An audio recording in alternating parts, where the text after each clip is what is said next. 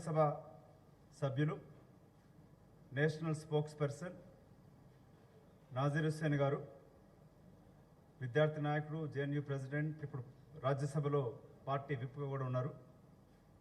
నాతోటి ఇక్కడ ఉన్న తెలంగాణ కాంగ్రెస్ కమిటీ అధ్యక్షులు మిత్రుడు రేవంత్ రెడ్డి గారు, వర్కింగ్ ప్రెసిడెంట్ అంజన్ కుమార్ యాదవ్ గారు, అట్లాగే వేణుగోపాల్ గారు, శ్రీధర్ గారు, అనిల్ గారు, పాత్రికేయులకు ముందుగా స్వాగతం పలుకుతూ ఈనాటి యొక్క ఈ ప్రత్యేక సమావేశం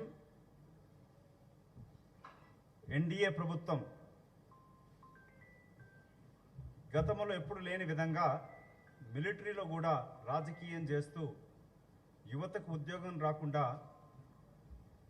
మిలిటరీ ఉద్యోగం కొరకు ఎదురు చూస్తున్న వేలాది లక్షలాది మంది నిరుద్యోగ యువకుల యొక్క జీవితాలతో ఆడుకుంటున్న తరుణంలో రిక్రూట్మెంట్ జరపకుండా అగ్నిపత్ తోటి 4 ఏళ్లకి తాత్కాలికంగా ప్రైవేటీకరణ ద్వారా మిలిటరీని కూడా జాతీయ భద్రతకి ముప్పు కలిగించే రీతిలో ఈ రిక్రూట్మెంట్ ప్రాసెస్ని తాత్కాలికంగా టెంపరీ రిక్రూట్మెంట్ తీసుకురావడంతో ఖర్చు తగ్గించుకునే రీతిలో దేశ భద్రత కన్నప్పుడు ఖర్చు గురించి ఆలోచించకూడదు. ఇట్లాంటి తరంలో రాహుల్ గాంధీ గారి ఆదేశానుగుణంగా రేపు జాతీయ స్థాయిలో జరగబోయే నిరసన, దాని గురించి నేను దీర్ఘంగా చెప్పకుండా ఈ సమావేశానికి ప్రత్యేకంగా మిత్రుడు నాజీర్ హుస్సేన్ గారిని కాంగ్రెస్ ఆల్ ఇండియా కమిటీ పంపించడం జరిగింది. వారు సమావేశాన్ని అడ్రస్ చేస్తారు.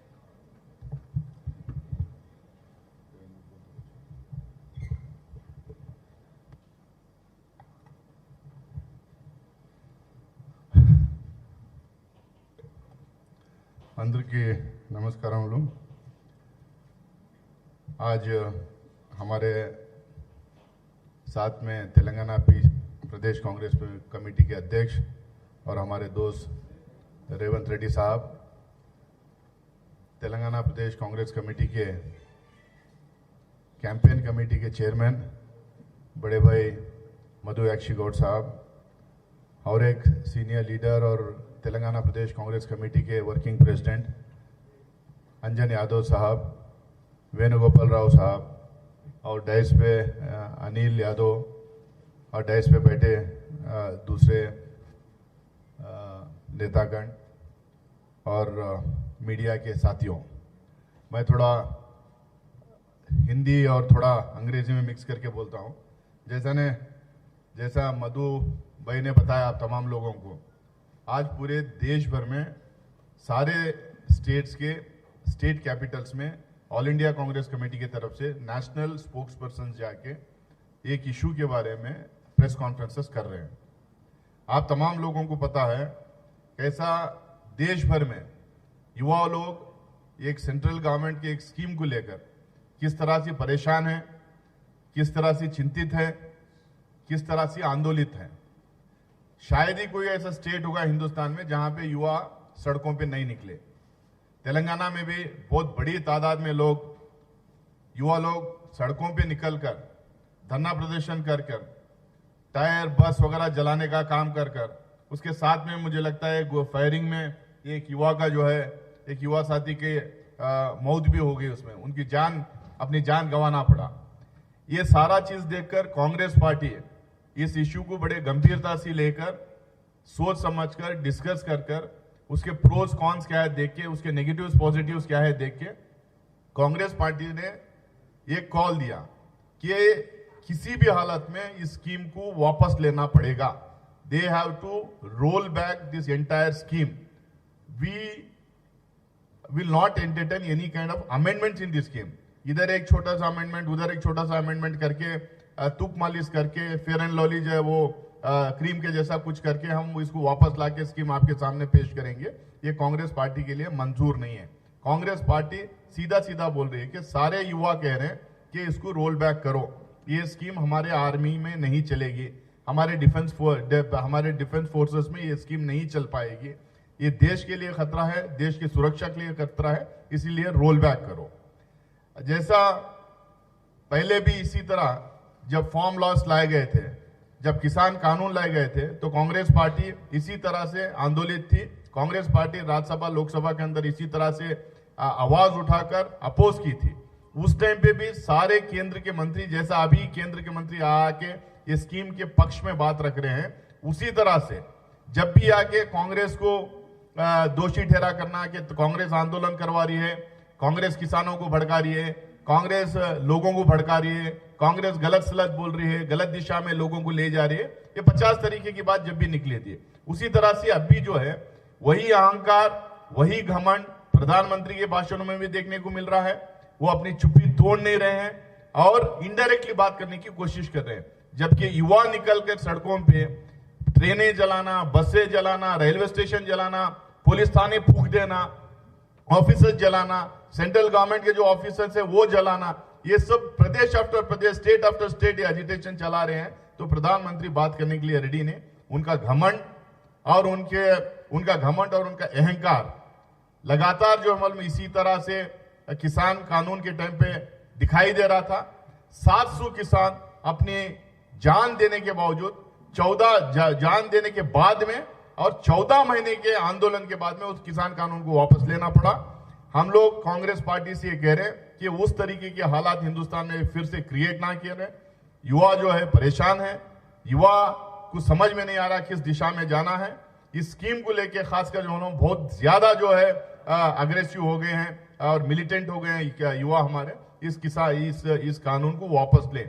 तो इसी संदर्भ पे हम लोग पूरे देश भर में कल प्रोटेस्ट भी रखे हैं, पूरे देश भर में आज प्रेस कॉन्फ्रेंसेस भी हम कर रहे हैं और आप लोगों के सामने आकर हम लोग ये बताने की कोशिश कर रहे हैं, ये आप लोगों को समझाने की कोशिश कर रहे हैं, आप लोगों के सामने अपनी बात रखने की कोशिश कर रहे हैं कि भाई आखिरकार इस स्कीम को क्यों हम अपोज कर रहे हैं। टीवी डिबेट्स में बहुत सारे लोग बहुत सारी बात कर रहे हैं, केंद्र के मंत्रियां आके बात कर रहे हैं, कॉर्पोरेट सेक्टर के लोग आके बात कर रहे हैं, जो प्रेजेंट आर्मी में जो लोग काम कर रहे हैं, आर्मी में जो अलग अलग पोजीशंस में हैं वो लोग आके बात कर रहे हैं। कंफ्यूजन फैलाने की बड़ी कोशिश की जा रही है, इसीलिए हम लोगों को लगा हम लोग जगह जगह प्रेस कॉन्फ्रेंसेस करेंगे और प्रेस कॉन्फ्रेंसेस करके आपके सामने हम सही बात क्या है, किस तरीके से ये स्कीम नुकसानदेह है, किस तरीके से ये हमारी आर्मी को वीकन करता है, हमारी आर्मी को कमजोर करता है और किस तरीके से जो है हमारे युवा लोगों का जो एक परमानेंट जॉब जो मिल सकता था, परमानेंट नौकरियां जो मिल सकते थे, उसको जो हम छीनने की कोशिश कर रहे हैं। देखिए ये हमेशा ये सरकार इस तरीके के तुगलकी कानून लेके आती है, डिमोनेटाइजेशन, जीएसटी, कोविड क्राइसिस के टाइम पर किसान कानून, अब जाके फिर ये अग्निपथ का, ये तुगलकी फरमान इशू कर देती है, सोचती नहीं समझती नहीं, फिर उसके बाद उसमें अमेंडमेंट लाने के काम यानी तो उसको वापस लेने का काम एक करती है। जब देश में आंदोलन शुरू होता है, जब स्टेक होल्डर्स सड़कों पे उतरने का काम करते हैं तो वापस लेने का काम करती है। हम जो है ये लगातार बीजेपी की गवर्नमेंट ये कह रही है कि हमें पैसा बचाने के लिए, डिफेंस में पैसा बचाने के लिए ये स्कीम लेके हैं। हम क्या कह रहे हैं कि भाई पहले देश बचाओ।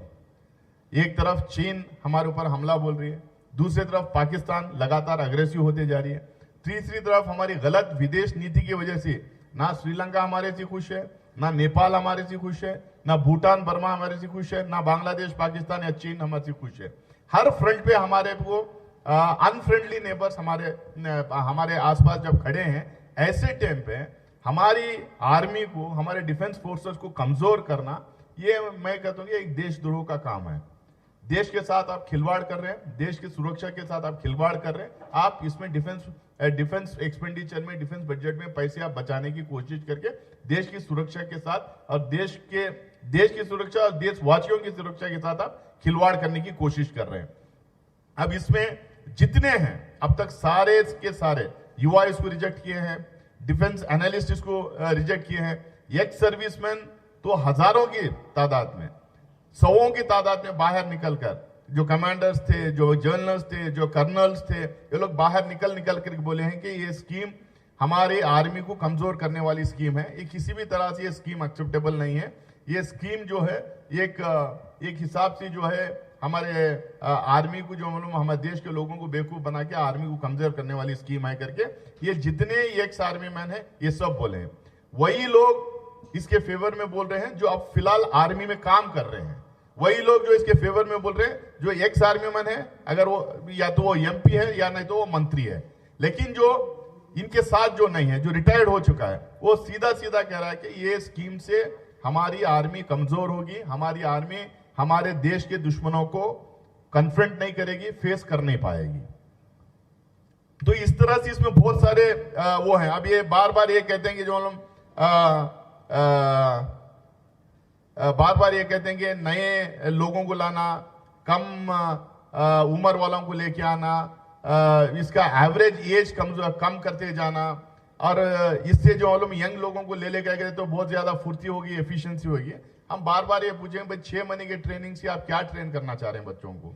17 साल के बच्चे को किस तरह की टेक्नोलॉजी थी, वो 10वीं क्लास पास होके आ रहा है या 11वीं क्लास पास होके आ रहा, उसको कैसा जो हम लोग आप ट्रेन करेंगे, और 6 महीने के ट्रेनिंग के अंदर कौन से हथियार उसको देंगे? आज दुनिया में इतने सोफिस्टिकेटेड हथियार हैं। अमेरिका में बैठ के जो हम रशिया के ऊपर मिसाइल चला सकता है, इंडिया में बैठ के जो है यहां से कई हजारों किलोमीटर दूर तक जो है मिसाइल भेज सकता है। वैसे सोफिस्टिकेटेड वेपन्स रख लेके आप 10वीं पास 11वीं पास के जवानों को वहां ले जाके उसको इस्तेमाल करने देंगे? ये किसको बेवकूफ बनाना चाह रहे हैं, हमको समझ में नहीं आ रहा। ऐसा ही जो है देश भर में नौकरियां की इतना बुरा हाल है। रेगुलर आर्मी हम लोग चाहते हैं रेगुलर आर्मी, ये लोग कर रहे हैं कि टेम्पररी आर्मी जो 2 साल 3 साल काम करेंगे, 6 महीने की ट्रेनिंग, 3 साढ़े 3 साल काम करेंगे, उसके बाद उनको आगे क्या होगा, उनके साथ क्या फ्यूचर में होगा, कहाँ उनको नौकरी मिलेगी, यहाँ की जाने के बाद उनकी जिंदगी में क्या होगा, वो उनको कुछ नहीं पता। और वो कंपीट किससे करेंगे? रेगुलर आर्मी के साथ करेंगे। एक तरफ अब रेगुलर आर्मी को आप क्या दे रहे हैं? सारा उनको पूरा तनख्वाह दे रहे हैं, उनको जॉब सिक्योरिटी दे रहे हैं, उनको ग्रेजुएटी दे रहे हैं, उनको पेंशन दे रहे हैं। और दूसरी तरफ आप ऐसे युवाओं को लेके आ रहे हैं जिनको कोई गारंटी नहीं, कोई ग्रेजुएटी नहीं, कोई पेंशन नहीं, और सबसे बड़ी बात जो है वो 3 साल वहां पे काम करके जाने के बाद वो आगे जाके कहां काम करेगा, उसकी जॉब सिक्योरिटी क्या है, इसका कोई उसे गारंटी नहीं। तो वो अपने फ्यूचर के बारे में सोचेगा, यानी दुश्मनों से लड़ने का वो सोचेगा। ये ऐसे बहुत सारे सवाल इसमें खड़े होके हैं। इसीलिए कांग्रेस पार्टी पूरी तरह से इस इश्यू को पिकअप की। जंतर मंतर पे हम लोग सारे एमपीज, लोकसभा राज्यसभा एमपीज, रेवंत रेड्डी साहब, हम लोग सब साथ में थे, सीडब्ल्यूसी मेंबर्स बैठ के एक पीसफुल सत्याग्रह किए। उसके बाद में हमारे फ्रंटल ऑर्गेनाइजेशन सारे मिलके एक 5-6 हजार लोगों को इकट्ठा करके देश भर से वो लोग जो है जंतर मंतर पे फिर एक बड़ा सत्याग्रह किए। हम सारे एमपीज पार्लियामेंट के बाहर से राष्ट्र भवन तक हम लोग मार्च करके राष्ट्रपति से हमारे लीडर जाके मिलके एक मेमोरेंडम दिए, ये किसी भी हालत में ये एक्सेप्टेबल नहीं है, इसको रोल बैक करना पड़ेगा, ये देश के सिक्योरिटी के साथ एक खिलवाड़ कर रही है प्रेसिडेंट सरकार, इसको वापस लेना पड़ेगा करके हम लोग वहां पे प्रेसिडेंट ऑफ इंडिया को भी मेमोरेंडम दिए, एक अपील की है। उसके साथ में सारे डिस्ट्रिक्ट में, इवन तेलंगाना में भी हर डिस्ट्रिक्ट में इसके खिलाफ जो है हम लोग प्रोटेस्ट किए। उसके बाद ब्लॉक लेवल पे जाके हम लोगों ने प्रोटेस्ट किया, क्योंकि हम लोगों को पता है कि इस तरीके से अगर इस स्कीम को जाने देंगे तो आने वाले दिनों में जो है हमारी आर्मी है, जो आज 14 लाख हमारी आर्मी है, वो 14 लाख जाके घट के जो है 6 लाख पे हो जाएगी, यानी कि 55-60% हमारी आर्मी जो है कम होगी। तो हमारी एक तरफ आप कहते हैं कि जो हम हमारे देश को बचाने के लिए 56 इंच की छाती है, हम चीन से लड़ेंगे, हम पाकिस्तान से लड़ेंगे। भाई आप आर्मी 60% कम कर देंगे, 55% कम कर देंगे, तो आप कैसा जाके लड़ेंगे? कैसा जाके आप चीन का मुकाबला करेंगे, पाकिस्तान का मुकाबला आप करेंगे? तो गलत सलत ये जो है आंकड़े और गलत सलत तर्क मीडिया की कोशिश, अब ये कहते हैं कि इससे जो है लार्ज स्केल एम्प्लॉयमेंट मिलेगा। मैं आपको बता दूं, कुछ आंकड़े आपके सामने मैं रखना चाहता हूं। हर साल 50,000 से 80,000 वैकेंसीज आर्मी में आते हैं, 50,000 से 80,000 वैकेंसीज आर्मी में आते हैं, लेकिन पिछले 2 साल से कोई रिक्रूटमेंट हुआ नहीं, 2 साल पूरे वैकेंसीज खाली पड़े हैं। अब ये लोग क्या करें, 45,000 टेम्पोररी वैकेंसी, हम टेम्पोररी रिक्रूटमेट करेंगे, उसमें 75% को निकाल देंगे, अप टू 25% हम लोग लेंगे, यानी कि 10 से 12,000 रिटेन करेंगे, बाकी के 30-35 हजार जो है लोगों को घर भेजेंगे। इसमें आपको कोई एम्प्लॉयमेंट क्रिएट नहीं हो रहा, एक बेसिकली कॉन्ट्रैक्ट वर्कर के जैसा लेते हैं 11 महीने के लिए, उस तरीके से ये लोग जो है 11 महीने के, ये 4 महीने के लिए, 4 साल के लिए कुछ लोगों को लेके 4 साल के बाद जो है 75% निकाल देंगे, 20-25% तक उसमें रख लेंगे। ऐसा अगर 15 साल, 12 से 15 साल इसी पैटर्न पे अगर चल गए, तो हमारी जो मैं जैसे पहले बताया 14 लाख जो हमारी आर्मी है, वो हमारी 14 लाख आर्मी कम होकर 6 लाख पे आके रुक जाएगी। तो 14 लाख आर्मी हमारी आज चीन के बॉर्डर पे हम लोग उनको आंख पे आंख डाल के दिखा नहीं सक रहे। वो हमारे बॉर्डर के अंदर आके कई विलेजेस वो सेटअप कर दिए हैं। कल आप 6 लाख कर देंगे तो मुझे लगता है बांग्लादेश या नेपाल बर्मा जैसे छोटे मोटे कंट्रीज भी हमें आंख दिखाना शुरू कर देंगे। तो ये ये क्या करना चाह रहे हैं, क्यों ऐसा करना चाह रहे हैं, क्या प्रूव करना चाह रहे हैं, हम लोग को तो समझ में नहीं आ रहा। इसके बाद में ये लोग ये कहते हैं कि हमारी आर्मी यंग हो जाएगी, हमारी आर्मी टेक्निकली केपेबल और बहुत मजबूत हो जाएगी।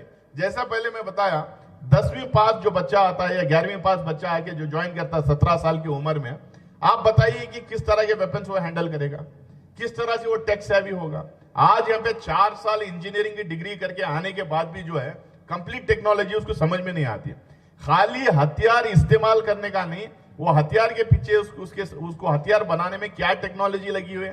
कहीं फ्रंट पे गए, बैटल फील्ड में है, हथियार काम नहीं दे रहा है, उसको रिपेयर करना, उसको समझने का भी उसकी जो मादा उसको रहना चाहिए। उस तरीके के जवान को हम लोग को आज के दिन की जरूरत है। खाली जाके पिस्टल या राइफल चलाने वाले नहीं चाहिए हम लोगों को। तो इसीलिए ये बार बार जो कह रहे हैं कि जो हम यंग होना चाहिए, भाई अगर आप 17 साल 16 साल के बच्चे को आप जो लड़ाने की बात कर रहे हैं, 30-35 साल के लोग जो जवान हमें काम नहीं आते, तो 30 साल से ज्यादा उम्र वाले जो परमवीर चक्र कैसा उनको मिल रहा है? बिना लड़े उनको परमवीर चक्र आप दे रहे हैं, बिना लड़े उनको आप जो है उनको डेकोरेटेड ऑफिसर्स बना दे रहे हैं, बिना वो लड़े 30-35 साल वाले को आप मेडल्स दे रहे हैं। मतलब उनके एक्सपीरियंस के साथ में उनकी कैपेबिलिटी को देख के वो दे रहे हैं। मुझे लगता है कि ये रिलेटिवली थोड़ा कम एवरेज एज कम हो सकता है, लेकिन एफिशिएंसी और एफिकेसी जो हमारे आर्मी में जो होना चाहिए वो कम हो लेके चले जाएगी। इसके अलावा जो है इन्होंने ये कहा कि ये जो अग्निवीर जो हैं जिनको रिक्रूट किया जाएगा, इनको सैलरी मिलेगी, इनको सेविंग्स होंगे, एम्प्लॉयमेंट ट्रेनिंग होगी, परमानेंट जॉब अपॉर्चुनिटीज होगी। ये मिथ हम लोग जो है कई टीवी डिबेट्स में हम लोगों ने बोला है इसमें। चलो ठीक है, किसी को भी आप नौकरी पे रखिए, 2 महीने के लिए 4 महीने की नौकरी लो, उसको कुछ ना कुछ सैलरी तो मिलेगी। लेकिन आर्मी में जो हम ट्रायल एंड एरर नहीं चलेगा। और आर्मी में जो है हम लोग टेम्पररी लोगों को ले लेकर के जिसको कोई सिक्योरिटी नहीं, उनको एडहॉक बेसिस पे हम लोग रख नहीं सकते, क्योंकि आर्मी में परमानेंट लोग चाहिए, परमानेंट आर्मी चाहिए, कंटिन्यूटी चाहिए, फुर्ती चाहिए उसमें। अब ये लोग कह रहे हैं कि यहाँ से जाने के बाद इनको परमानेंट जॉब्स मिलेंगे। मैं तो आपको एक ही आंकड़ा दिखाना चाहूंगा, बताना चाहूंगा। अब तक जो एक्स सर्विसमैन जो अप्लाई किए हैं, एक्स सर्विसमैन जो अब तक अप्लाई किए हैं आर्मी के बाहर आने के बाद में, 5,70,000 एक्स आर्मी मैन जो है जॉब के लिए अप्लाई किए हैं, उनको सिर्फ 15,155 लोग को नौकरी अभी तक मिली है। यानी कि जो आर्मी के बाहर जो निकल के आ रहे हैं उनको सिर्फ 2.5% लोगों को बाहर जॉब मिला है। तो इसका मतलब ऑलरेडी जो एग्जिस्टिंग एक्स आर्मी मैन है उनको तो आप जॉब दे नहीं रहे। आप कह रहे हैं कि जो जिनको ये अग्निवर्ष जो यहां से निकल के बाहर आएंगे, जो रिटायर करेंगे, उनको हम जो है जॉब देंगे। अभी मैं देखा टीवी पे, मैं भी कई टीवी डिबेट्स पे था। अब ये लोग क्या करें, सारे कॉर्पोरेट सेक्टर वालों को लाइन अप कर दिए, बाहर निकल के। वो कई लोग मैं देखा, हमारे कर्नाटक के मोहनदास भाई बैठे थे, अब वो तो आरएसएस के हैं, वो तो जाके डिफेंड करेंगे। ये इस तरीके के कई कॉर्पोरेट सेक्टर के बाहर निकल के बोले कि हम जॉब देंगे, हम जॉब देंगे। भाई हमारा डिफेंस सेक्टर देश की सुरक्षा करने के लिए, जवानों को जो है तैयार करने के लिए, जवानों को रिक्रूट करने के लिए डिफेंस सेक्टर है। डिफेंस सेक्टर हमारा फिनिशिंग स्कूल नहीं कि हम वहां ले जाएंगे 3 साल 4 साल उनको ट्रेन करेंगे, नौकरी देंगे, फिर ले जाके कॉर्पोरेट सेक्टर में हम लोग उनको नौकरियां दिलवाएंगे। और कॉर्पोरेट, ये जो जितने भी लोग जो बोल रहे हैं कॉर्पोरेट सेक्टर वाले, ये लोग वो लोग हैं जिनको जो है हमारे देश के प्रधानमंत्री नरेंद्र मोदी जी, जिनको हम कहते हैं कि इनके हम दो हमारे दो, अगर बार बार हम जो टिप्पणी करते रहते हैं, इन्होंने 8.5 लाख करोड़ रुपए, 8.5 लाख करोड़ रुपए लोन वेवर्स दिया है हमारे बैंक से, पब्लिक मनी से 8.5 लाख करोड़ रुपए लोन वेवर्स दिया है। जब इनको लोन वेवर्स दिए हैं 8.5 लाख करोड़ रुपए, तो वो आगे बोलेंगे, डिफेंड करेंगे ये स्कीम को। ये स्कीम को वही लोग डिफेंड कर रहे हैं जिसको सरकार से फायदा हुआ, या तो आर्मी मैन, मैं उनके बारे में टिप्पणी नहीं करना चाहता हूं। ये 3 आर्मी, नेवी और डिफेंस फोर्सेस के तीनों चीफ्स आके बोलेंगे स्कीम अच्छा है। जो एक्स सर्विसमैन, एमपीस या मिनिस्टर्स हैं, वो लोग बोले स्कीम अच्छा है। इसके अलावा कोई ये नहीं करे कि स्कीम अच्छा है। जितने रिटायर्ड लोग हैं, जितने एनालिस्ट हैं, जितने एक्सपर्ट्स हैं, जितने एकेडमिशियंस हैं, कोई नहीं बोल रहा। हिंदुस्तान के अंदर भी, हिंदुस्तान के बाहर भी कोई नहीं बोल रहा कि स्कीम अच्छा है। और इन्होंने ये बोला कि this will and casteism and regionalism. भाई हमारे यहाँ हिंदुस्तान में कैसा है, कोई मराठा रेजिमेंट में फाइट करता है, कोई राजपूत रेजिमेंट में फाइट करता है, वो लोग अपने नाम, नमक और निशान, अपना नाम, अपना गांव का नाम, अपना कास्ट का नाम, अपने रेजिमेंट के नाम के लिए जो एक फीलिंग के साथ, एक इमोशन से जो वो फाइट करता है। अब ये बात मैं नहीं कर रहा हूं, मोदी जी खुद जो है सुप्रीम कोर्ट में याचिका दे रखे हैं। वो बोलेंगे जो है हम ये this will give us fighting spirit, this will give character to the regiment करके मोदी जी खुद याचिका देखे, गवर्नमेंट याचिका देखे। अब ये कह रहे हैं कि जो ये सब भी ये खत्म हो जाएगा, कैस्टिज्म खत्म हो जाएगा, वो खत्म हो जाएगा करके बात कर रहे हैं। इसके अलावा इन्होंने और एक ये बोला है कि जो दूसरे कंट्रीज में इस तरीके का हमारे यहाँ भी शॉर्ट सर्विस कमीशन है और दूसरे कंट्रीज में भी जो है टेम्पररी आर्मी है। देखिए इजराइल का ये बार बार एग्जांपल देते हैं। Israel, I don't think it is even 1/5 of Delhi, not even 1/5 of Delhi. वहां पे आर्मी में जाने के लिए लोग रेडी नहीं। जब जाके उन्होंने क्या किया, कंपलसरी मिलिट्री ट्रेनिंग किया, कंपलसरी मिलिट्री सर्विस किया उन्होंने, और वो भी 2 साल से लेकर 4 साल तक उन्होंने किया। हमारी country, our country is a free country. हमारे कंट्री में जिसको जाना चाहिए अपनी मर्जी से जा सकता है, जिसको जो काम नहीं करना चाहिए कोई उसे फोर्स नहीं करता काम करने के लिए। तो हमारी कंट्री को इजराइल को कंपेयर नहीं कर सकते। वहां के कंडीशंस अलग है, यहाँ के कंडीशंस अलग है। यहाँ इतनी लंबी कतार में क्यों लोग आर्मी में जाना चाह रहे हैं, इतनी लंबी कतार में क्यों खड़े हुए हैं? 2 रीजन हैं उसके। एक जो है हमारे कंट्री के प्रति जो देशभक्ति है, जो पेट्रियोटिज्म है, जो देश के लिए जो लड़ना और मरना चाह रहे हैं, वो लोग जो है आर्मी में जाना चाह रहे हैं और परमानेंट काम करना चाह रहे हैं। वो लोग टेम्पोररी काम के लिए नहीं जाना चाह रहे। और दूसरा, क्योंकि अनएम्प्लॉयमेंट इतना तेजी से बढ़ गया है, इतनी बड़ी तादाद में लोगों को नौकरियां नहीं, वो लोग कहेंगे भाई हम परमानेंट नौकरी मिले, जॉब करेंगे आर्मी में। तो इसकी वजह से हमारे पास ये लंबी लाइन लगी हुई है। तो ये शॉर्ट सर्विस कमीशन भी हमारे पास है आर्मी में। शॉर्ट सर्विस कमीशन हम लोग क्यों स्टार्ट किए थे? क्योंकि ऑफिसर ग्रेड पे इनफ लोग हमें नहीं मिल रहे थे, शॉर्ट सर्विस कमीशन शुरू किए थे। शॉर्ट सर्विस कमीशन के साथ साथ हम लोग परमानेंट कमीशन भी चला रहे थे, परमानेंट रिक्रूटमेंट भी चला रहे थे।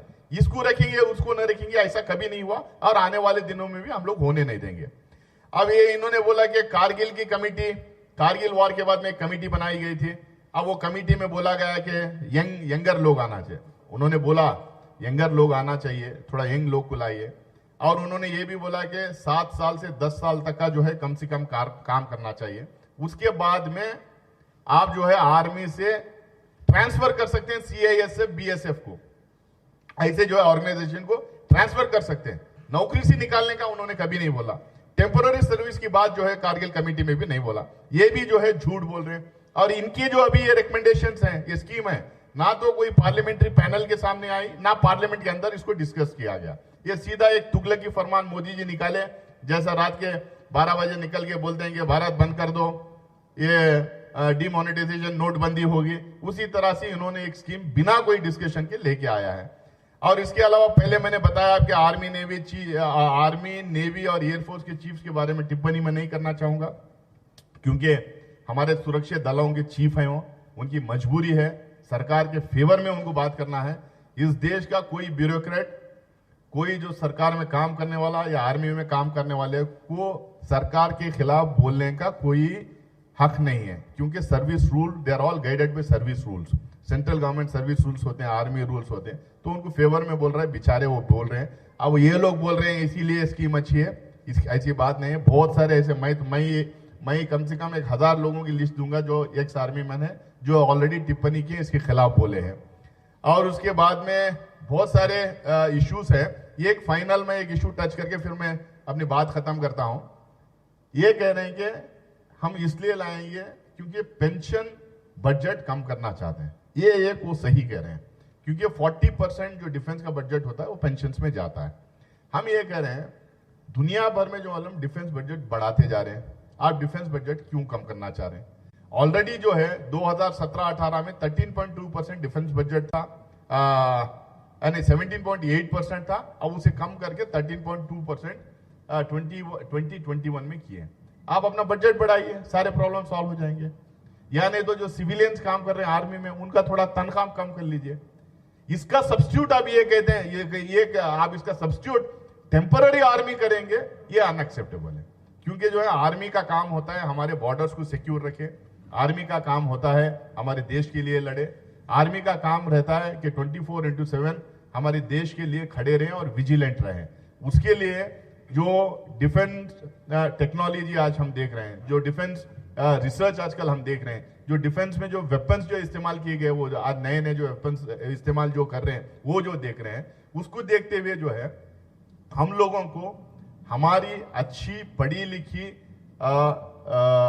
जो जो जो एकदम हेल्दी और जो देश के लिए लड़ने वाले और जिसके लिए जॉब सिक्योरिटी हो, जिसके लिए एक लंबा समय मिले अपने देश के लिए काम करने का, बलिदान देने का, खड़े रहने का, लड़ने का लंबा समय मिले, इस तरीके की हम आर्मी चाह रहे हैं। ये अपने क्रोनी कैपिटलिस्ट फ्रेंड्स को, अपने जो कॉर्पोरेट सेक्टर में जो कुछ लोग हैं उनको मदद करने के लिए जो है 8.5 लाख करोड़ रुपए ये खर्च कर सकते हैं, हमारे पैसे माफ कर सकते हैं। उनको जो पैसे दिए गए थे, लोन दिए गए थे, उसमें जो लोन वे ऑफ कर सकते हैं, लेकिन हमारे डिफेंस बजट पे ये खर्चा नहीं कर सकते।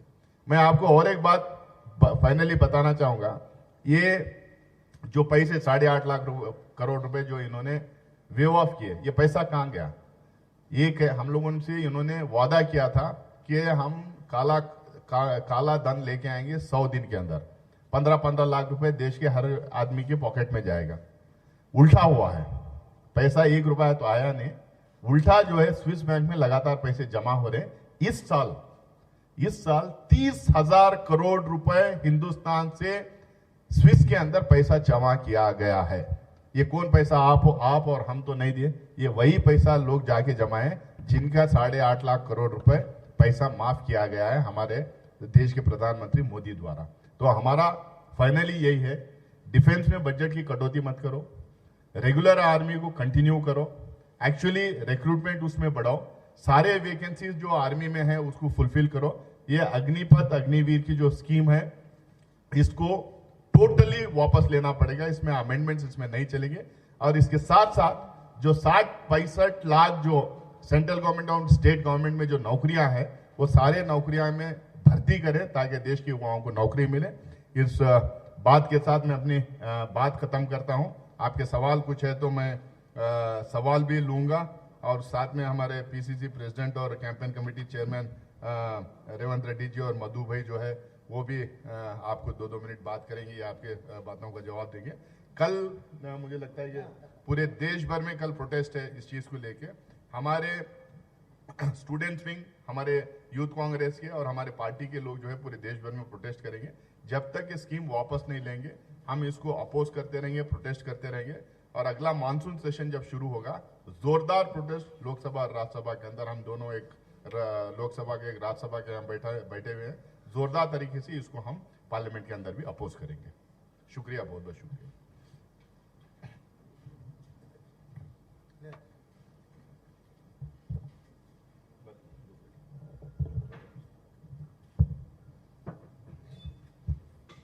మిత్రులకు నమస్కారం. మీకందరికీ తెలుసు, దేశ భద్రతను, యువత యొక్క భవిష్యత్తును ఫణంగా పెట్టి నరేంద్ర మోడీ గారు రాజకీయ చదరంగంలో ఆట ఆడడం మొదలుపెట్టారు. ఇతర దేశాలతో పోలుస్తూ ఈ దేశంలో యువకుల యొక్క అవకాశాలను, దేశ భద్రతను గాలికి వదిలేశారు. దీనికి కారణం ప్రధాని నరేంద్ర మోడీ గారికి పెద్దగా చదువుకోకపోవడం వల్ల, విషయాల పట్ల అవగాహన లేకపోవడం వల్ల ఇలాంటి తొందరపాటు నిర్ణయాలకు వారు ముందుకెళ్తున్నారు.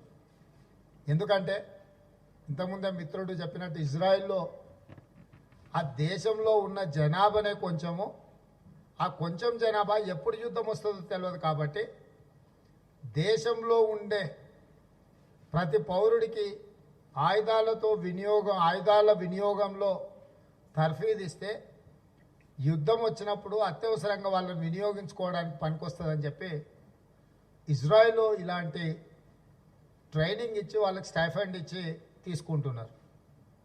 దీన్ని రిజర్వ్డ్ ఫోర్సెస్ అంటారు. అంటే యుద్ధానికి రెగ్యులర్ ఆర్మీ ఉండడంతో పాటు అత్యవసరంగా ఏదైనా వాడుకోవడానికి వచ్చినప్పుడు ఇట్లాంటి ట్రైనింగ్ పొందిన వాళ్ళను అత్యవసరంగా అక్కడికి తీసుకెళ్ళి వినియోగించుకోవడానికి పనికొచ్చే రిజర్వ్డ్ ఫోర్సెస్ వీళ్ళందరూ.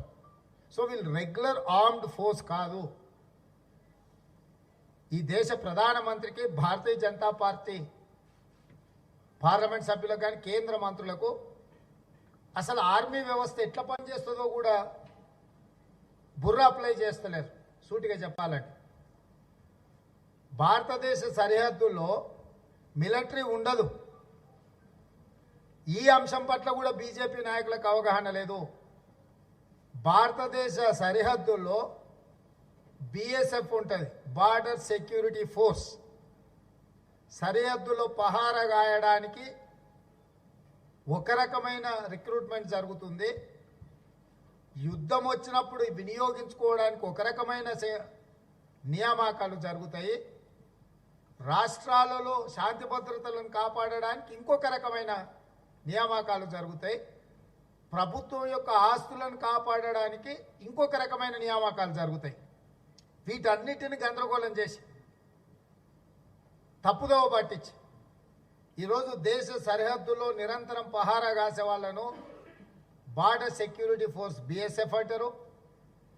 అదేవిధంగా ప్రజల మధ్యలో ఏదైనా గందరగోళాలు వచ్చి లేకపోతే ఏదైనా సివిలియన్స్ మధ్యలో ఏదైనా సమస్యలు వచ్చినప్పుడు సిఆర్పిఎఫ్ను ఉపయోగిస్తారు. కేంద్ర ప్రభుత్వం యొక్క ఆస్తులు ఇంక్లూడింగ్ ఎయిర్పోర్ట్ లాంటివి, పోర్ట్స్ కానీ లేకపోతే డిఫెన్స్ ఫ్యాక్టరీల దగ్గర సిఐఎస్ఎఫ్ వాళ్ళని రిక్రూట్ చేస్తారు, వాళ్ళు ఉంటారు. ఆర్మీ జవాన్లు ప్రజల మధ్యలో ఉండరు, సరిహద్దుల్లో ఉండరు.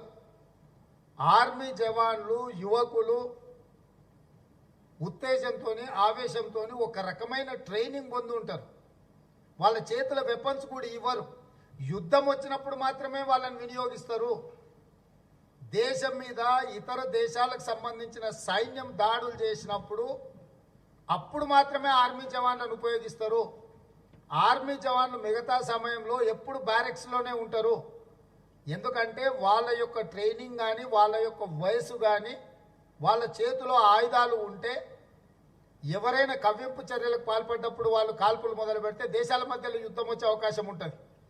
కాబట్టి సరిహద్దుల్లో ఎప్పుడైతే యుద్ధం వస్తుందో, యుద్ధ వాతావరణం ఉంటుందో అప్పుడు మాత్రమే ఆర్మీ జవాన్లను మోహరిస్తారు. అంటే ఇంకా యుద్ధానికి సిద్ధం అనుకున్నప్పుడు మాత్రమే. మిగతా సమయంలో వాళ్ళ ప్రజల మధ్యలో కూడా ఉంచరు. ఎందుకంటే ప్రజలు వాళ్ళు కంటోన్మెంట్లు మీరు చూడండి, బ్యారెక్స్లు ఉంటారు. వాళ్ళు ఎప్పుడు కూడా ఆర్మీ రిక్రూట్ చేసిన వాళ్ళు ప్రజల మధ్యలో జనజీవన స్రవంతిలో ఉండరు. వాళ్ళని సపరేట్ ఒక ఫోర్స్ కింద పెట్టుకుంటారు. యుద్ధం వచ్చినప్పుడు మాత్రమే వాళ్ళని తీసుకెళ్తారు. సో అలాంటి వాళ్ళను ఆయుధాలను వినియోగించడంలో పూర్తిగా తర్ఫీదు ఇచ్చి 4 సంవత్సరాల వాళ్ళని బయటకు వదిలితే ఉద్యోగ అవకాశాలు లేకపోతే వాళ్ళు ఎక్కడికి వెళ్ళాలి? రెండవది అమెరికాతో పోలుస్తున్నారు. అమెరికా దేశంలో నజరానాలు ఇస్తే కూడా ఆర్మీలో చేరరు. ఆర్మీలో నుంచి బయటికి వస్తే బయట శాలరీస్ ఇంకా ఎక్కువ ఉంటాయి. కాబట్టి ఆర్మీలో నుంచి 4 సంవత్సరాలు పనిచేసిన బయటికి రాగానే బయట వాళ్లకు విస్తృతమైన అవకాశాలు ఉంటాయి. కాబట్టి వచ్చినెంబడే ఉద్యోగాలు ఉంటాయి. మామూలు అప్పుడు కూడా ఆర్మీలో జీతభత్యాలు తక్కువ ఉంటాయి, బయట జీతభత్యాలు ఎక్కువ ఉంటాయి. కాబట్టి చాలామంది ఆ దేశాలలో ఆర్మీకి పోరు.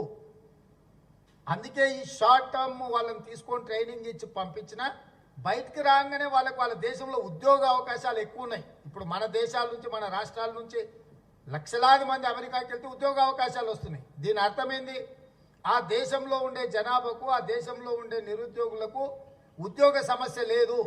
కాబట్టి ఆర్మీలో పనిచేసిన బయటికి రాగానే విస్తృత స్థాయి ఉద్యోగ అవకాశాలు ఉన్నాయి. కాబట్టి ఆర్మీలో నుంచి బయటకు వచ్చినోడికి ఉద్యోగ భద్రత ఉంది.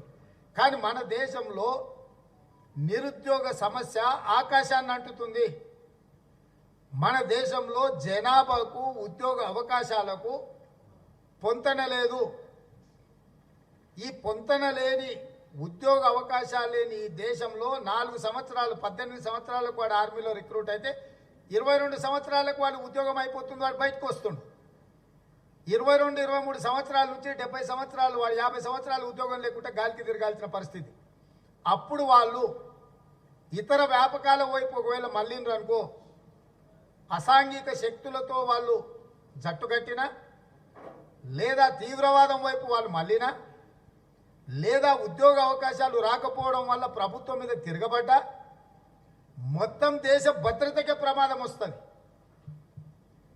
ఈ అన్ని అంశాలను దృష్టిలో పెట్టుకోకుండా ప్రభుత్వము తప్పుడు విధానాలతోటి దుందుడుకు చర్యల వల్ల రాజకీయ ప్రయోజనం పొందాలన్న ఆలోచనతో నరేంద్ర మోడీ గారు ఇట్లాంటి అర్థం పర్థం లేని విధానాలను తీసుకొస్తున్నాడు. అందుకే కాంగ్రెస్ పార్టీ సుదీర్ఘమైన అనుభవం ఉండి అన్ని అంశాల పట్ల అవగాహనతోటి ఈ అగ్నివీర్ పథకాలను తక్షణమే ఉపసంహరించుకొని దేశానికి క్షమాపణ చెప్పాలని కాంగ్రెస్ పార్టీ డిమాండ్ చేస్తుంది.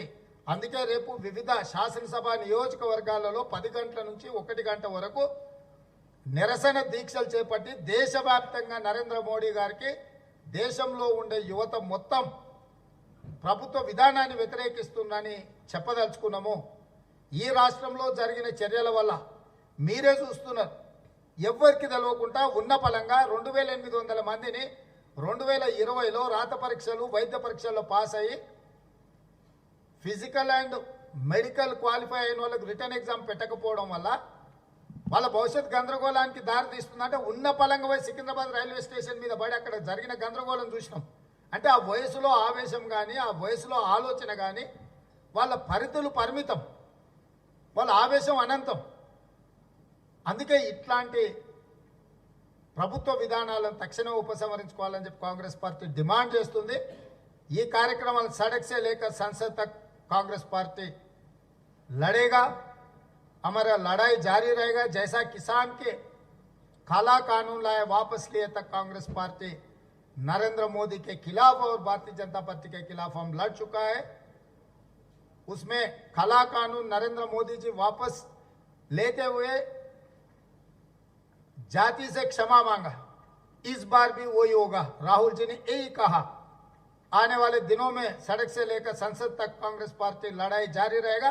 आने वाले लोकसभा और राज्यसभा सेशन में नरेंद्र मोदी और बीजेपी के खिलाफ हमारा लड़ाई जारी रहेगा. उसके पहले ही कांग्रेस पार्टी सरकार से ये डिमांड कर रहा है ये कानून वापस ले और जाति से क्षमा मांगे. धन्यवाद.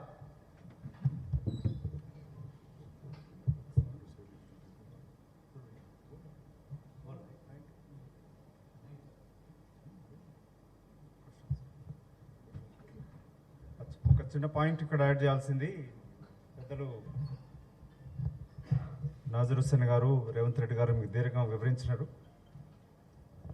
ఈ అగ్నిపత్ పథకం ద్వారా రిక్రూట్ చేయబడ్డాక అగ్నివీర్స్కి ఎలాంటి రిక్రూట్మెంట్, ప్రత్యామ్నాయ రిక్రూట్మెంట్ జాబ్స్ ఏముంటుందని ప్రశ్నించినప్పుడు 2 కేంద్ర మంత్రులు, మన రాష్ట్రం చెందిన కేంద్ర మంత్రి ఏమో వీళ్ళకు ధోబీగా, వాటర్మెన్గా, ఎలక్ట్రీషియన్స్గా రిక్రూట్ చేసుకోవచ్చు, ఉద్యోగం కల్పించవచ్చు బార్బర్గా. ఇంకొక కేంద్ర BJP party general secretary Kailash Vijay Vairagi గారు అంటారు బీజేపీ పార్టీ యొక్క ఆఫీస్లో సెక్యూరిటీ మెన్గా వీళ్ళు ఉండొచ్చు అనేది. అందుకే ఇప్పుడు అధ్యక్షులు చెప్పినట్టు, నాజర్ హుస్సేన్ గారు చెప్పినట్టుగా ఆర్మీ రిక్రూట్మెంట్ దేశ భద్రత కొరకు వాళ్ళని రిక్రూట్ చేసుకునేది ఉంటుంది. దీనికి రాష్ట్ర ప్రభుత్వం కూడా ఇక్కడ చంద్రశేఖరరావు తెలంగాణ రాష్ట్ర ముఖ్యమంత్రి ఇప్పటి వరకు ఎందుకు తన యొక్క అభిప్రాయాన్ని అగ్నిపథ్ స్కీమ్ పైన ప్రకటించకపోవడమే కాకుండా బీజేపీతో పోరాటం చేస్తున్నని చెప్పిన ఈ దౌర్భాగ్యుడు రాష్ట్ర పోలీసులతోటి కాల్పులు జరిపినాడు, వరంగల్ విద్యార్థి చనిపోయినాడు. కనీసం మానవత్వ విలువలు లేకుండా ఈ రాష్ట్రానికి సంబంధించిన రాబందుల సమితి పార్టీ మంత్రులు సిగ్గు శరం లేకుండా పంగనామాలు పెట్టిన వాళ్ళు పాడేమోసినారు. ఇది గమనించాలి తెలంగాణ ప్రజలు కూడా. ఇంకోటి, కాంగ్రెస్ పార్టీ జాతీయ స్థాయిలో జరుగుతున్న ఈ నిరసన దీక్షలో ఇది కాంగ్రెస్ పార్టీ కొరకు చేస్తున్న దీక్ష కాదు కాబట్టి తెలంగాణ యువత కూడా నిజామాబాద్ జిల్లా నుంచి ప్రతి జిల్లాలలో కూడా ఆర్మీ రిక్రూట్మెంట్ కొరకు ఎదురు చూస్తూ ఉంటారు. మీరు పాల్గొనాలి. ప్రియాంక గాంధీ గారు చెప్పినట్టుగా శాంతియుతంగా నిరసన తెలుపుతున్న ప్రతి యువకుడు వెనకాల కాంగ్రెస్ పార్టీ నిలబడుతుంది. రేపు కాంగ్రెస్ పార్టీ చేస్తున్న ఈ దీక్షలో యువకులంతా కూడా కలిసి వచ్చి పాల్గొనాలని విజ్ఞప్తి చేస్తూ ఈ రాష్ట్ర ప్రభుత్వం కూడా టీఆర్ఎస్ పార్టీ ప్రభుత్వం కూడా పరోక్షంగా బీజేపీ పార్టీ తీసుకొచ్చిన అగ్నిపథ్ స్కీమ్కి మద్దతు తెలుపుతోంది. ముఖ్యమంత్రి ఇప్పటి వరకు ఈ పథకాన్ని ఖండించలేదు. రాష్ట్ర పోలీసులే యువత పైన కేసులు పెడుతున్నారు, జైల్లో దోస్తున్నారు. వాళ్ళని ఇప్పటిదాకా విడుదల కూడా చేయలేదు. కాంగ్రెస్ సంబంధించిన నాయకులు కాంగ్రెస్ పార్టీ ప్రెసిడెంట్ వెళ్తేనేమో ఆపినారు. టీఆర్ఎస్ పార్టీ మంత్రులేమో పార్టీ జెండాలు కట్టి చనిపోయిన రాకేష్ యువకుడి శవం పైన పేలాలు ఎదుర్కొంటూ బతుకుతున్న ఈ రాబందులని తరిమి కొట్టాల్సిన అవసరం ఉంది. దీక్షలో పాల్గొనని చెప్పి విజ్ఞప్తి చేస్తా ఉన్నాం.